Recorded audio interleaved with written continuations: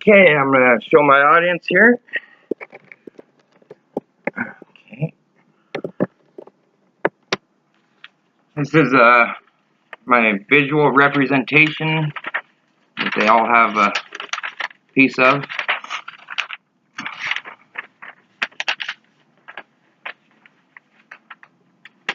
And I'm going to start my speech like everybody just walked in the room.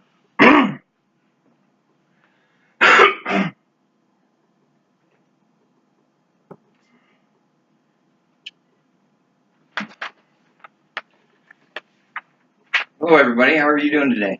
Good. I'm not too bad myself. Extremely hot. July sun is not for me. But hot is just like the topic I'm going to go over today. It's everywhere in the world today, this topic, and it's not. I did a little research on it to see everybody's viewpoint, and nobody sees it my way. Okay? So it's probably going to get a little hotter. But what I ask is, keep an open mind, hear what I have to say. I'm going to guide you through the visual representation that I handed you guys, so kind of just follow along with me if you would. My name is David Lorenz. Okay. I gathered most of my information off the web. I did cite the sources, so when I present it, I will let you know where the sources came from. And the topic, it's about North Korea, and specifically nuclear weapons, nuclear testing. And, we have nukes. If you turn to the first page of your visual representation, open it up to the first page, there are 14,500 nukes in the world. Okay, what is a nuclear weapon? A nuclear weapon is an explosive device that gets its reaction from, it's a nuclear reaction, either from fission or fusion. The United States is the only country who's used them. We used one August 6th, 1945 on Japan. And Hiroshima. Complete desolation. We used the second one 3 days later, August 9th, on a town, if I can say this properly, bear with me, Nagasaki. In the two bombings, we killed approximately 200,000 people. Complete chaos, complete murder, death, children. It wasn't just military officials. It was children, grandmas, grandpas, the entire town gone.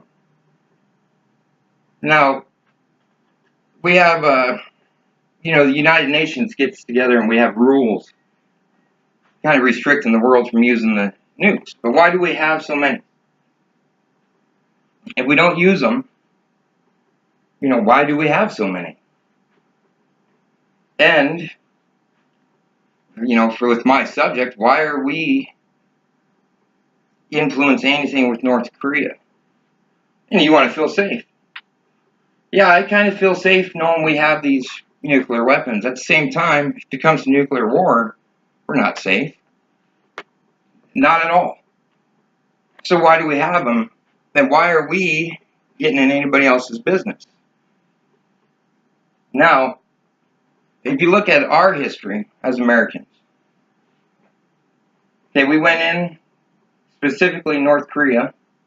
North Korea was having issues with South Korea, trying to take them over, killing them. Look at the Native Americans in America. About 1,500, there was approximately 10 to 12 million Native Americans. Came in, started slaughtering them. Put them in what we call reservations. You might have heard of the massacre of Wounded Knee. Slaughtered, killed women, children, everybody. Just slaughtered them. But yet we enforce North Korea, to leave South Korea alone? Who are we? To me, we are as do as I say, not as I do country. There's a reason. Now that this is another tricky name, so please bear with me here. Khomeini, November 1979, gave a speech in front of the world, and he referred to America as the Great Satan. We are the most hated country. We're known as Satan. But yet we are the ones getting into all this business and doing this and doing that. And we justify it. We justify it with, oh, we're saving lives. Oh, they can't be doing that. No matter what we do, we justify it. Now, The Guardian, 2001, said, America has sent troops all over the globe, bombed Afghanistan, Sudan, Yugoslavia, and Iraq without troubling the United Nations. Because right now, the United Nations wouldn't handle it, so we're handling it. That's our justification right now. But we don't work with the United Nations the way we're supposed to. Playing both sides of everything, in my opinion, and from the facts I gather. Another instance. The Boston Globe 2000 reported there was a Geneva meeting. There was an empty seat at this meeting. United States of America seat. The meeting was specifically about the mine treaty. Now, mines are left after wars, and they kill people every day. We got people, children, no arms, no legs, because of these mines that are left. So there's approximately, let me get this right here, approximately 2 million U.S.-made mines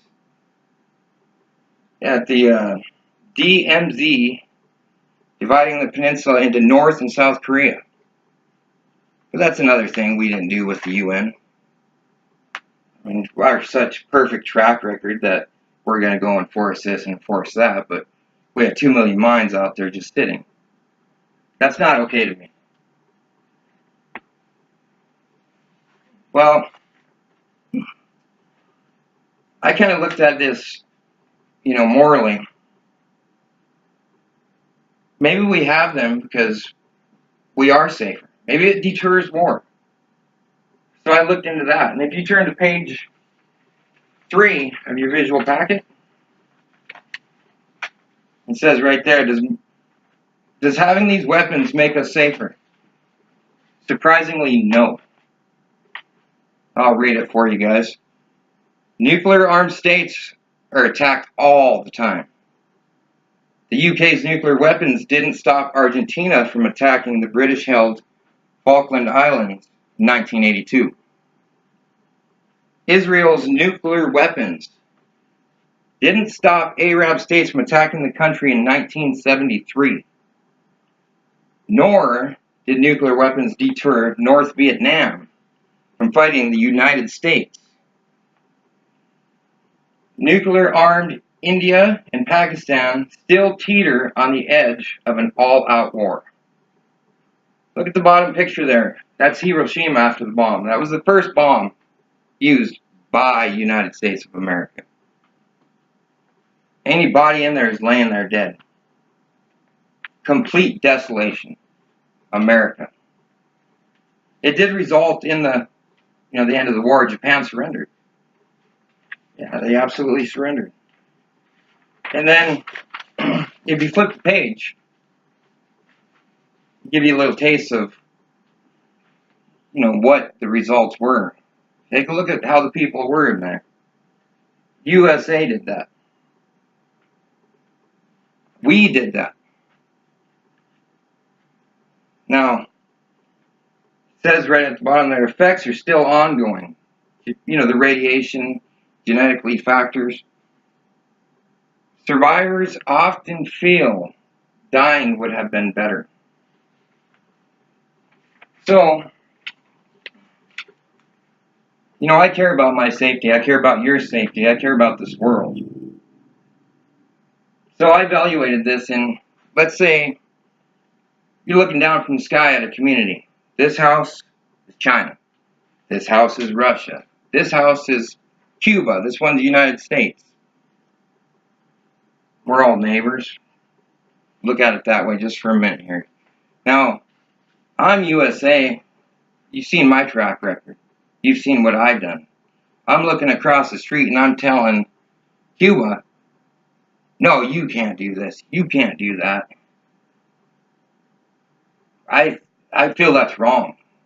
I will not be on the side of do as I say, not as I do. That is not me.